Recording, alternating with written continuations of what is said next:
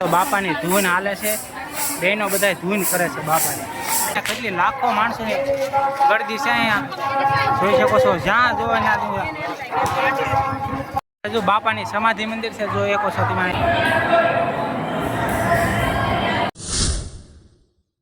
જય શ્રી રામ ને જય બાપા સીતારામ. બધાને કેમ છો? મજામાં તો છો? તો ફરીથી સ્વાગત છે તમારો એક નવા વ્લોગમાં. તો મસ્ત મજાનો વ્લોગ શરૂ કરી દીધો છે અને આજે છે ગુરુ પૂનમ. તો આપણે જવાનું છે બગદાણા બાબા સીતારામના દર્શન કરવા. તો કન્ટિન્યુ તમને પણ દર્શન કરાવશું. અને જો હું ને અપ્પુભાઈ જઈએ છીએ. અપ્પુભાઈ જોઈને પણ ગાડી કાઢે છે ને આ બધા જો. એ દીદી બેન, તમારે આવવું છે? હા, રામ રામ. બોલું, તારે આવવું છે બેટા? કોનાલભાઈ કેમ છે? બાપા સીતારામ કહી દો. બાપા સીતારામ. હા, તારે આવું છે? ચાલો તો અમે જઈએ કે કા હું લાવવાનું છે તમારે? ચાલો મિત્રો કન્ટિન્યુ ફટાફટ આપણે નીકળવું. ઘણું મોડું થઈ ગયું છે, 10 વાગ્યા છે. તો આપણે બગદાણા જઈને તમને બધું બતાવશું. તો બ્લોગમાં કન્ટિન્યુ બિના રહીજો. અને હવે અમે નીકળવું. ફાઇનલી મિત્રો આપણે પહોંચી ગયા છીએ બગદાણા અને આપણે ગાડી પાર્ક કરીને આવી ગયા છીએ. અહીં જો કેટલી લાંબી લાઈન છે અહીં જો.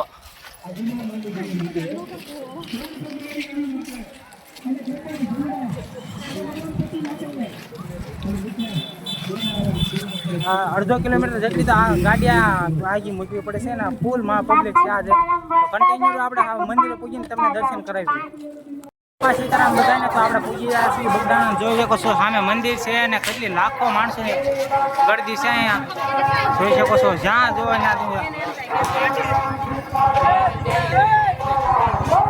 ત્યાં જોવો ત્યાં માણસો ભાઈ.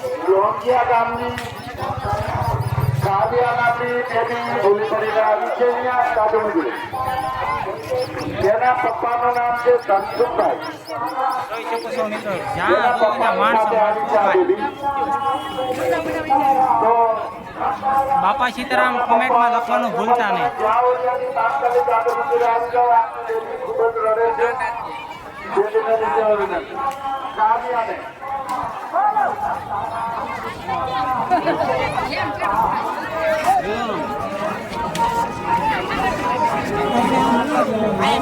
તમે જોઈ શકો છો આ મંદિર છે અને અંદર કેટલી ગળદી છે જુઓ. ચાલો તો તમને કાળ ભૈરવ દાદાના દર્શન કરાવવા લઈ જાવ. તો કન્ટિન્યુ જો મિત્રો આ છે કાળ ભૈરવ દાદા. તો દર્શન કરી લો અને કમેન્ટમાં જય કાળ ભૈરવ દાદા લખવાનું ભૂલતા નહીં. જો મેન મંદિરમાં તો ફૂલ ગળદી છે એવું ભાઈ. જ્યાં જોવો ત્યાં પબ્લિક.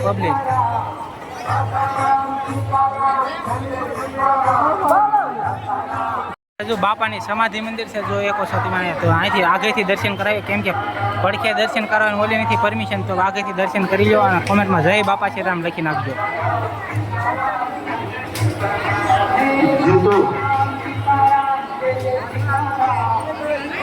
નિહાળી શકો છો કે જો આ છે સમાધિ મંદિર અને અહીં જો બાપાના કેટલી ફૂલ ગળદી છે. અહીં પા આ બાજુ જો લાંબી લાઈનો છે ભાઈ. હજારો માણસો છે અહીંયા.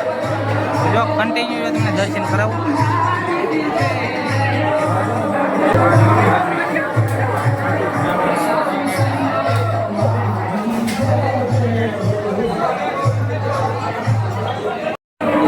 અહીંયા તમે જોઈ શકો છો કે અહીંથી ફૂલ લાંબી લાઈન છે. જો અહીંથી સામે તમને બાપાની લાઈન દેખાય છે, ત્યાં સુધી બાપાના દર્શન કરવા માટેની લાંબી લાઈન છે.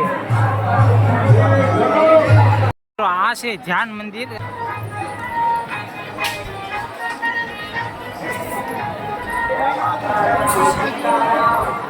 તમે લાઈવ નિહાળી શકો છો કે જોઈ શકો છો બાપાના દર્શન કરવા માટે કેટલા બધા ભક્તો આવી ગયા છે.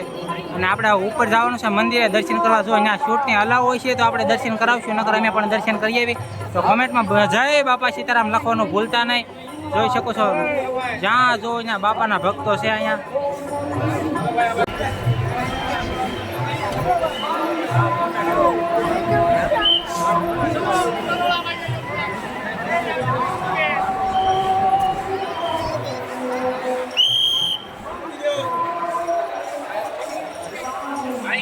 બાપાના મંદિરમાં જબર ડેકોરેશન કરવામાં આવ્યું છે, જોઈ શકો છો.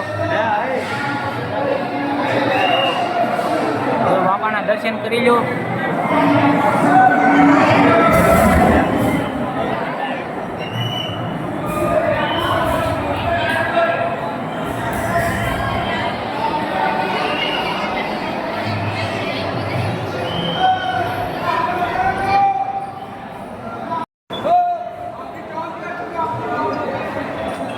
દર્શનની ફૂલ લાંબી લાઈન છે. જોઈએ કહું તો બાપાના દર્શન પહેલાં કરાવી દીધા છે.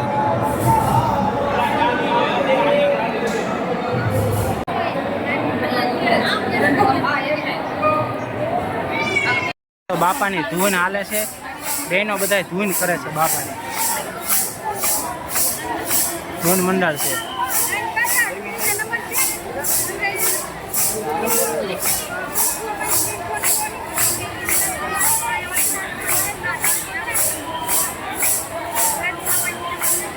દર્શન કરીને આવી ગયા છીએ આપણે ભોજનશાળામાં. ભોજન લેવા જોઈ શકો છો સામે છે ભોજનશાળા. અને આપણે જવાનું છે બાપાની પ્રસાદી લેવા. રામ રોટી કહેવાય છે બાપાની. તો કન્ટિન્યુ આપણે રામ રોટી લેવા જઈએ. જો અહીંયા પણ ઘણા બધા લાખો માણસોની ભીડ છે મિત્રો. સીતારામ મિત્રો, તો આપણે આવી ગયા છીએ ભોજનશાળામાં. તમે જોઈ શકો છો એક સાથે હજારો નહીં પણ લાખો માણસો બાપાની પ્રસાદી લઈ રહ્યા છે. જોઈ શકો છો તમે. જ્યાં જોવો ત્યાં બાપાની પ્રસાદી લે છે લોકો.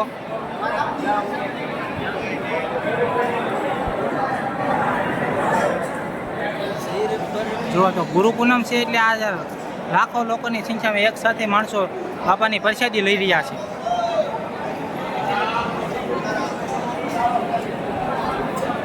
મિત્રો, બાપાની પ્રસાદી આવી ગઈ છે ને, તો અમે પ્રસાદી લઈ લઈએ ને. તમે પણ કોમેન્ટમાં બાપાની પ્રસાદી મેં રામ રોટી જય બાપા સીતારામ લખી નાખજો. અને હવે આપણે બાપાની પ્રસાદી લઈ લેવી.